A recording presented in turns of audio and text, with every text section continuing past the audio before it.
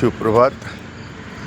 রোজকার মতো আজকেও সকাল সকাল এসেছি নিসর্গর মাঝখানে, নেচারের কাছে কিছু ইতিবাচক বিচারের চাহিদায়। আজকে একটু বেলা হয়ে গেল, কিন্তু তাও ঠিকই আছে, কুয়াশাটা একটু কম। পাখিরা মনে হয় ওনাদের কাজে বেরিয়ে গেছে। প্রশ্নটা ছিল প্রকৃতির কাছে, হে প্রকৃতি,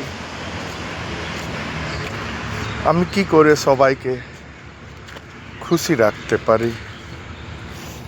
প্রকৃতি হাসলেন।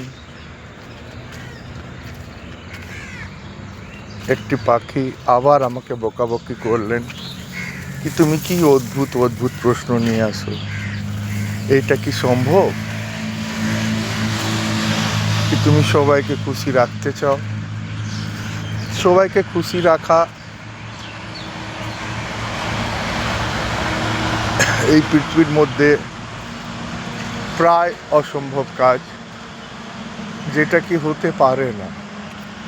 এটা কেন হতে পারে না? কেন কি প্রতিটি মানুষ জীবনকে দেখে তার অভিজ্ঞতা দিয়ে, তার অপেক্ষা দিয়ে, তার ভাবনা দিয়ে, যেটা কি প্রতিটি মানুষের আলাদা আলাদা।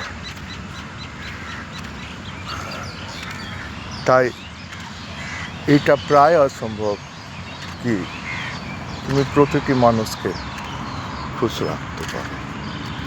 কিন্তু তার তুলনায় একটা খুবই সোজা, খুবই সরল, খুবই সুন্দর উপায় আছে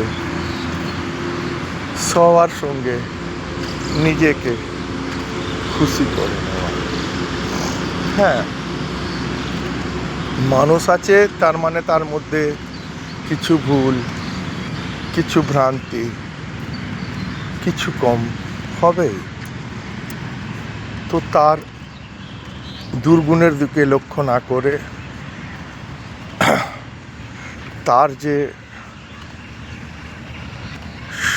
সুন্দর গুণটা আছে তাকে লক্ষ্য করো।